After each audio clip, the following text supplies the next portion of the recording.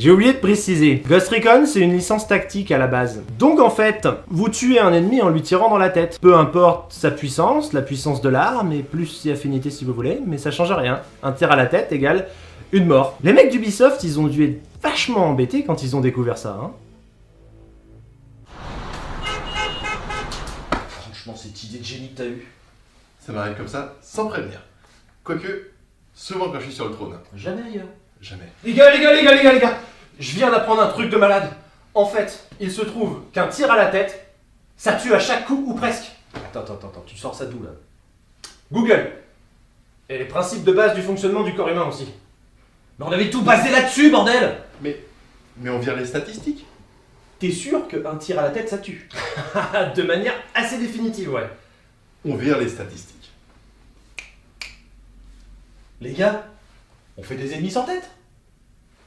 On fait des ennemis sans tête! Attends, quoi?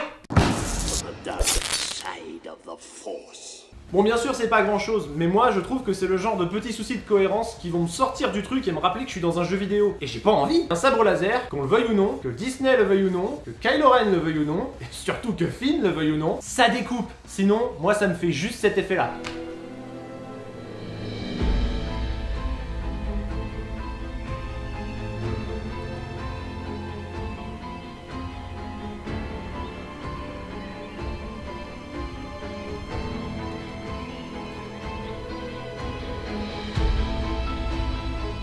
T'as mis tout le budget dans ton costume.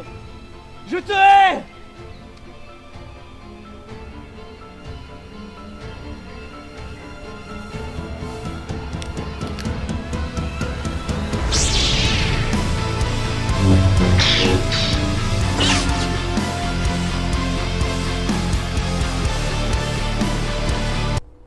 Eh ben joli move. Bel échange.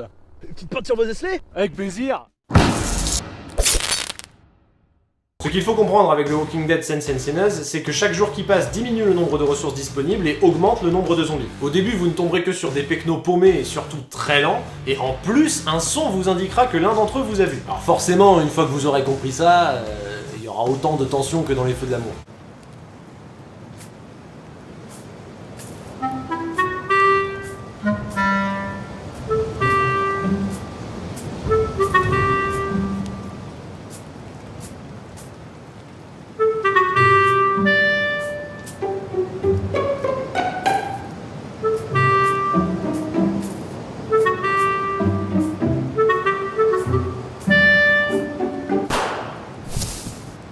The Walking Dead Saints and Sinners est un jeu de survie. Enfin, il est censé, hein, parce que dans les faits, il y a quand même un petit avantage, les gens survivent tellement bien qu'ils jettent plein de trucs partout. La courbe de difficulté du jeu n'est pas forcément idéale, et l'aspect survie n'est qu'à moitié bien géré. Pendant pas loin d'une dizaine de jours, il y a quand même de quoi se mettre bien. Mais genre, bien.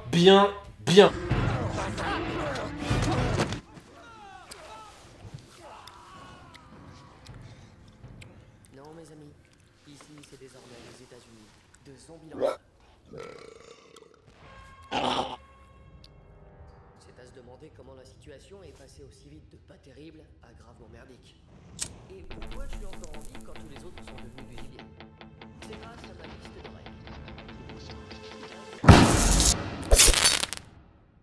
D'ailleurs, c'est rigolo cette pause qui survient comme ça d'un coup en plein milieu de l'action survitaminée. J'ai l'impression d'être au marché à faire mes petites emplettes.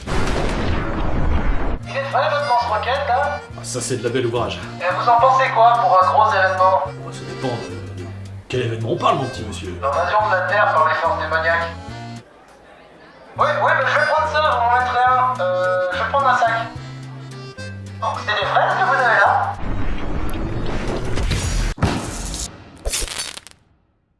Heureusement, au moins, il n'y a pas de mini-jeu à la con. Parce que les Japonais, en général, ils aiment bien caser des trucs genre partie de pêche ou jeu de rythme en plein milieu de... 行ってみようせーの Ah, super. En plus, ces machins-là, c'est toujours d'une simplicité déconnante. 1, 2... Attends. À 3, on y va? Ou alors on va à 3 et on y va? À 3 et on y va. Ok. 1, 2, 3.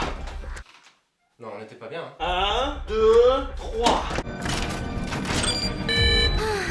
よかった永遠に終わらないかと思った C'est ce qu'elles disent toutes.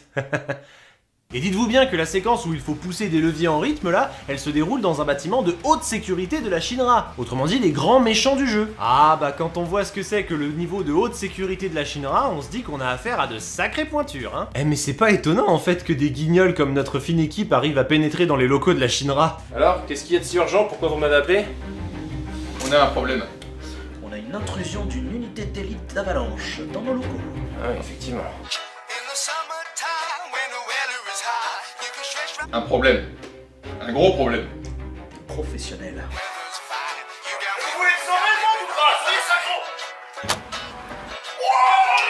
Pourquoi c'est toujours toi qui as la grande chaise? Y a rien qui m'énerve plus qu'un machin passé au forceps, quitte à foutre en l'air la cohérence. Même s'il se déride au fil de l'aventure, il y a quand même un fossé intersidéral entre accepter de faire un top là et se mettre à danser la Macarena. Et toi ferme ta gueule avec l'efficacité d'un nœud coulant. Non mais vous sentez pas un peu que le mec qui a créé cette séquence, on l'a laissé dans son coin totalement en roue libre? Je place de grands espoirs en toi. Tu as carte blanche. Alors, ça vous va? Qui lui déjà? Le fils du patron. Super!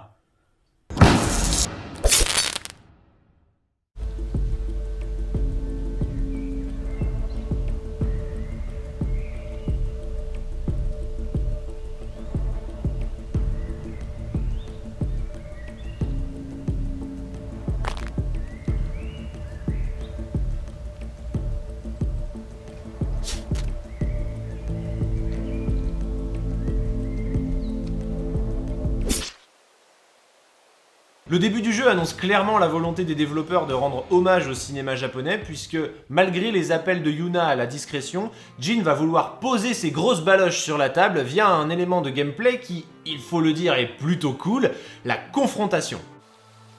Je propose qu'on les attaque par le flanc. Excellente idée. On tuera leur chef dans son sommeil, ils ne s'en rendront compte qu'à l'aube. Allez les tarlouses! Envoyez-moi vos meilleures danseuses!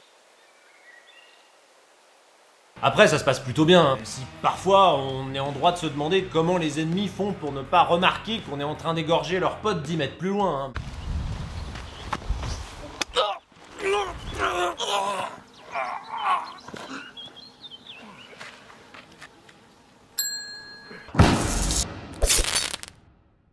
Il m'est arrivé d'en lancer un avec mes bons vieux copains vikings, la corne, les hurlements de guerre et toute la panoplie du danger imminent. Pour autant, le jeu continue de considérer les lieux comme une zone de méfiance pour les gardes. Juste méfiance. Sérieux. Des voyageurs. Qu'ils ont l'air amicaux. Ils arrivent bien vite pour des voyageurs. C'est vrai qu'ils arrivent vite. Peut-être sont-ils venus prier. La messe est aujourd'hui? La messe est aujourd'hui, mais peut-être sont-ils en retard. Mais nous aussi. Puis bon, Eivor est gentil, hein, mais c'est surtout un tout petit breton.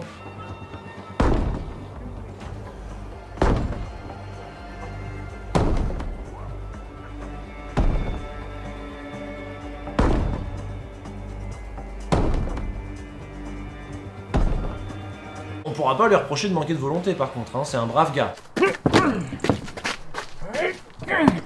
Merci. C'est quoi ce bruit? Ah. Oh! C'est Eivor. Vous en faites pas, il fait ça tous les jours. Eivor? Oui. Un guerrier viking, à la lame pas très affûté si vous voyez ce que je veux dire. Oh, en parlant de vikings, Oui. il paraîtrait qu'il y a des espions parmi nous. Mais non! Un bout de croissant. Volontiers.